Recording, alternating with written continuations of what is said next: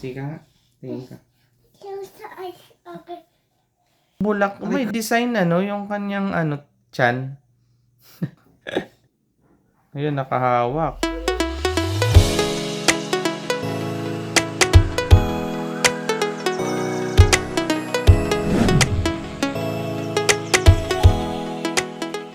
Welcome guys sa aking channel. So, good evening sa lahat kasi gabi ngayon, no. Kararating ko lang sa aking trabaho.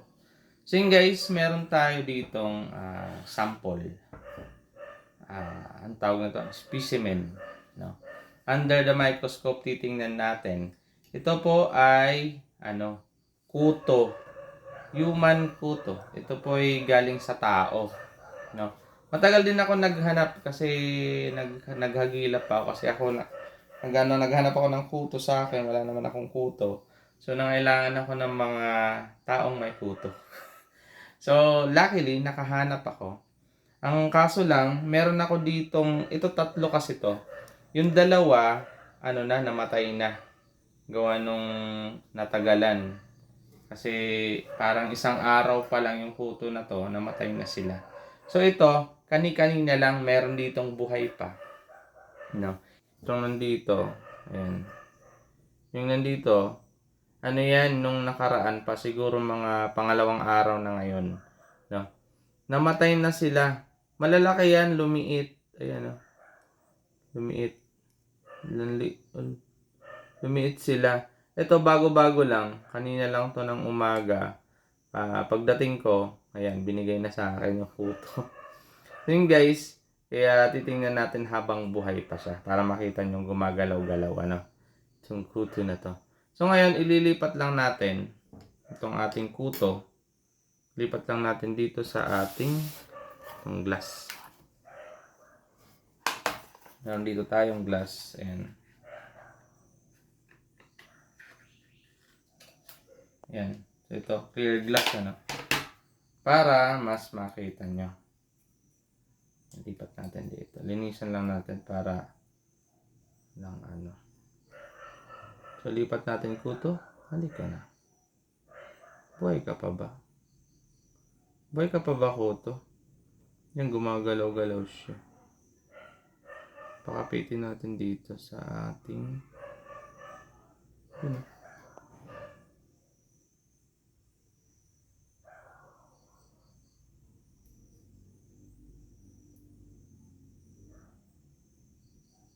So, ang iyang itsura ngayon, nakatihaya siya.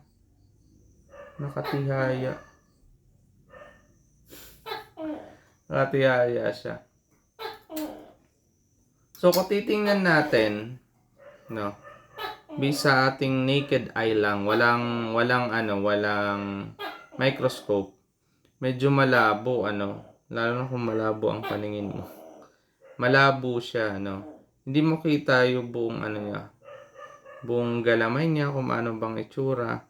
So, titingnan natin, kahit yung ulo, hindi mo makita Bagay, meron kang naaninag na konti. Tingnan natin under the microscope, ano nga bang itsura nitong ating kuto. Let's go.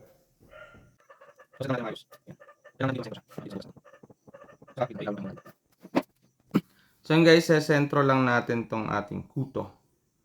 At ito kay nakatihaya siya, nakaganon siya ngayon, nakatihaya. Yan, gumagalaw-galaw pa naman siya. Para siyang kamote. Yung mga ugat-ugat. Guys, yan na, nakaset na yung ating kuto. Tingnan nyo to. Medyo malabo lang, nandun na yung kuto. Maliit kasi. Yan, kuto yan ng tao. Kuto ng tao in a house. Ayan ang itsura niya. Ayan, yun yung sinasabing sungay Ayan, may down lang yan. Ayan. Ayan. Ayan. Yan ang kuto nyo. Yan ang kuto. Nakatihaya siya ngayon Nakatihaya siya ngayon. Yan. Yun yung sinasabi ko parang kamote kasi meron siya mga ugat-ugat. Sa kanyang mga galamay.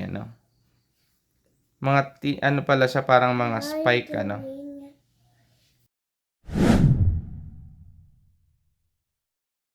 Sige ka nga. Tingin ka. Close the eyes. Okay. Aray ko. Sige, tingin ka. Bilis. Tingin si. Puto? Tingin nga, wala ka na atang makita.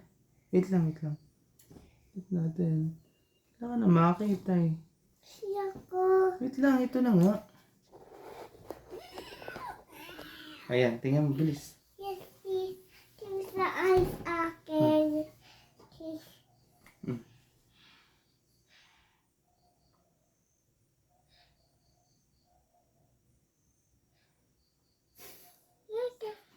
Kuto. Ano yun yung kuto mo? That's your kuto. Yes. Afraid ka? Hindi. Hindi ka naman ah.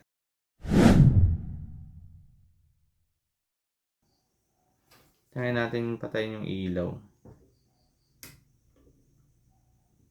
Ito, mas nakakaano to, ano. Ito parang ano siya, kumbaga, ano siya, no? Parang 3D. 3D, no? Tingnan na, no? Nag-iba ang itsura niya nung aking binago yung kulap, tsaka pinatay ko yung ilaw dun. No? Yan. So, nagbago. Pinatay ko yung ilaw. Tsaka binago ko yung background. No? Ginawa kong blue at pinatay ko yung ilaw. So, ganito ang naging itsura niya. Itsura niya parang realistic ang dating na ano, no? Ayan, no? Meron pala siyang itim sa side. No? Meron siyang ano, para siyang may kulay siya. No? Sa kanyang... Tsaka kita niyo yung mata. Ayun yun yung itim. Yung ulo niya, sungay niya. Ayan, gumalaw pa. Gumalaw. Yan, no? Lalabo na. Yan na talaga ang kaya ng ating 4 times, ano. So, enjoy side natin. Ayan, yun yung ano niya. Yun yung mahabang ano niya, puwit niya. Yan, oh. Parang ano, ayan. Parang nalunok at dugo ata yan eh. Yan. Parang bulak, may design ano, yung kanyang ano, tiyan. Kasi yung pag nakikita mo sa ano lang, yung naked eye mo lang, wala siyang design na ganyan. Ayan, no, para siyang bulaklak, ano? Yan. May design. No? Ganyan pala itsura ng kuto. What? Ayan, no? Ayan. Siguro yung gumalaw na yung kanina, ayan, yung gumagalaw, dugo siguro yan ng tao. Kasi ito fresh pa to eh. Fresh pa to, galing pa to sa ulo eh. Ayan, no, kita nyo? Tapos, yung kanyang katawan, merong ano siya, balahibo. No, mabalahibo siya. Yun yung kanyang galamay. Yan, ina-adjust natin ngayon, ano. Yun yung kanyang mga paa. Ayan. So, meron siyang 1, 2, 3, 6 na paa. 6. At merong design na black sa kanyang side, tagiliran, at yung kanyang nguso. Tingnan nyo kanyang nguso, ano. Parang patusok na ano. Tingnan natin. Medyo gamitin naman natin yung ano, times 10. Times 10. Ito. Para mas makita natin ano. Kung anong itsura. Medyo nakaka-excite yung itsura.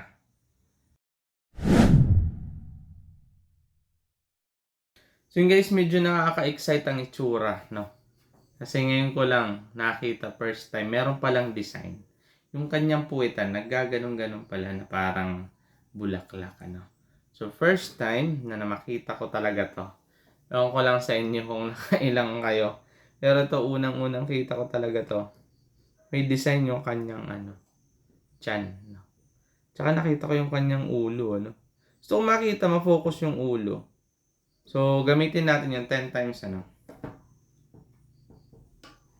Tingnan natin kung makikita natin. So, eto, nakita ko na agad yung kanyang ulo. Times 10 na yung ating ginamit. No, tingnan natin kung anong itsura. Eto, ano to, no? Parang realistic na naka 3D, naka ano. Ayan ang itsura niya. Ewan ko lang kung ma-focus pa natin, ano. Pero trinay ko na to kanina. Yun ang nguso niya, tingnan yung nguso. Yun yung mata niya, ayun. Medyo adjust natin ng konti. Try natin. Yan. Yan yung kanyang ulo mismo. Yan yung kanyang mata. Medyo malabo. Yung kanyang mata. No? Tsaka yung nguso niya may ganun, no? Yan siguro yung pang sip-sip, ano? Yan yung kanyang mata, no? Yan, itim. No? Try natin. Patayin yung ilaw kasi medyo nag-iibang itsura pag pinapatay.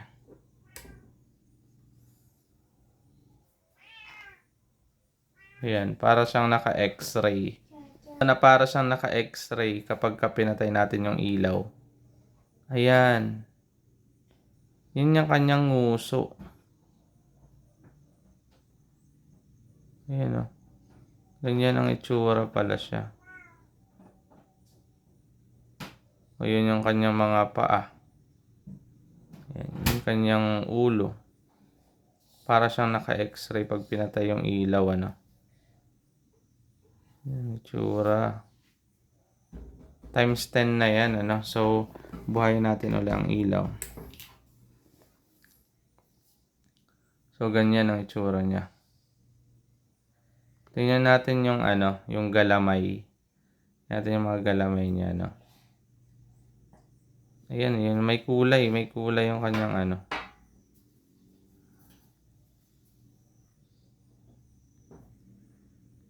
Yan. Ito yung ano niya, bandang likuran niya to, no, kasi nakatayo na siya ngayon hindi na siya nakatihaya So, ganyan ang itsura.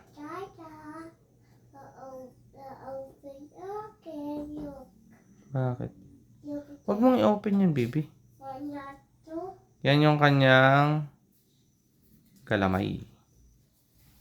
Yung galamay, oh. Ayan, galamay. So, lagyan natin ng ilaw. Try natin yung itsura. So, yun guys. Ganyan ang itsura ng kanyang mga galagalamay. Yan. Ka-times 10 na po ito, kaya medyo malabo ang ibang part. So, ganyan. Yun yung kanyang galamay, ano. Galamay, galamay. May mga joint din pala siya, ano. Yung itsura ng ating kuto. Ayan, kids. Yan ang kuto nyo.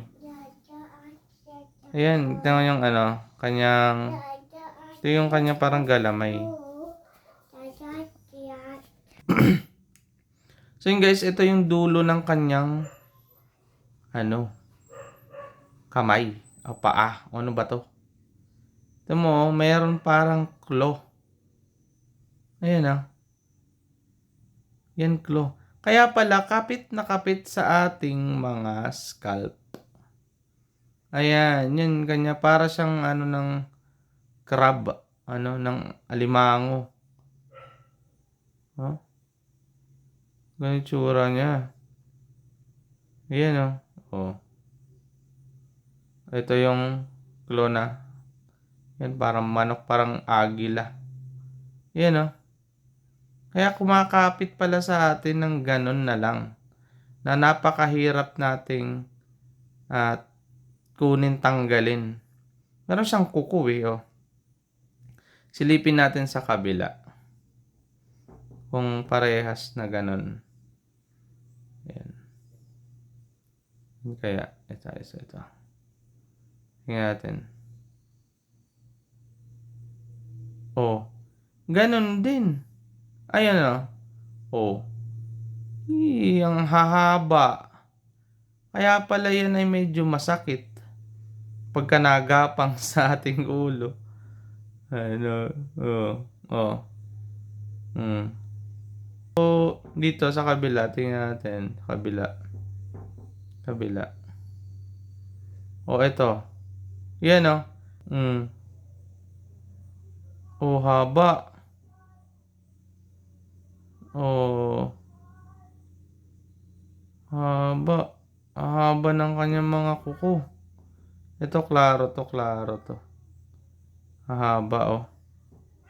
Ang mga manok. Try natin yung parang ine-x-ray ano. So, patayin mo natin yung ilaw. Tingnan natin. Tsura. Okay. Para siyang ano. Nakakatakot nga ito.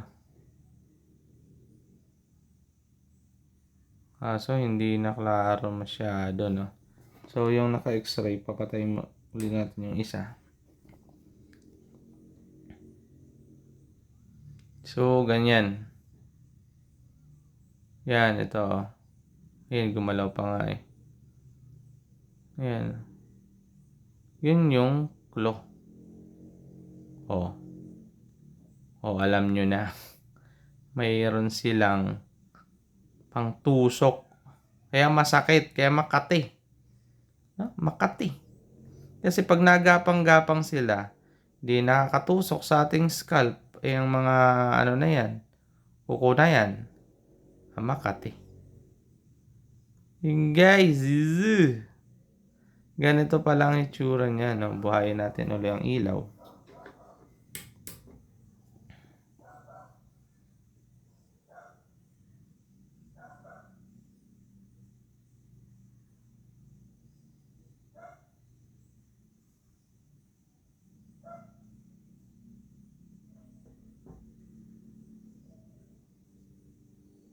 Yan guys. Yan ang kanyang mukha. Yun yung ating kuto. Hala. Ganun pala ang kuto natin. Meron pala. Para siyang manok. Para siyang ibon ano. Na merong claw. Na nakaganon. Gumaganon pala. No? Ay, tatry pala natin yung may buhok ano. Kuha tayo ng buhok dito. Ano siya humawak. Parami yung kuha ko. Masakit ata ito. Aray! Pahawakin natin siya dito. Hawak ka. So guys, nilagyan ko ng buhok. Nilagyan ko ng buhok. Ayan, nakahawak siya ngayon. Gumagalaw-galaw. Ayan. Ayan yung itim na yan. Ay nahawakan niya. Yan yung buhok ko. No?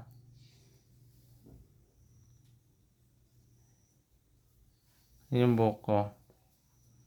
Nakahawak ngayon ng kanyang kamay. Ayan, yung ano kanina, yung parang claw. Ayan guys, so nandyan sa buhok ko ngayon. Ayan, yun yung buhok, yung black na yan. Ayan. Ayan, nakahawak yung kanyang mga galamay. Yun yung claw kanina. Ayan, nakahawak yun sa ating mga buhok. Kaya mahirap siyang tanggalin. Ano? Mahirap tanggalin. Ito natin patayin yung ano. Ganyan yun yung tsura. Wait lang baby. Wait lang. Ayan, nakahawak. Ayun, nakahawak. Nakahawak yung kanyang mga paa. No, sa buhok. Guys, ano. Yan, nakahawak, ano. Kaya pala mahirap tanggalin. And guys, yun yung ating kuto, close up na nakita natin under the microscope. So yun guys, kaya kapag may mga kuto-kuto kayo, alam nyo na ngayon, no, na meron pala silang mga claw, no, na parang mga alimango. Kita-kita nyo naman yung mga kamay, tsaka paa. No? Ayan, no, nakahawak pa. Nakahawak pa sa buhok ko. So yun guys, thank you for watching.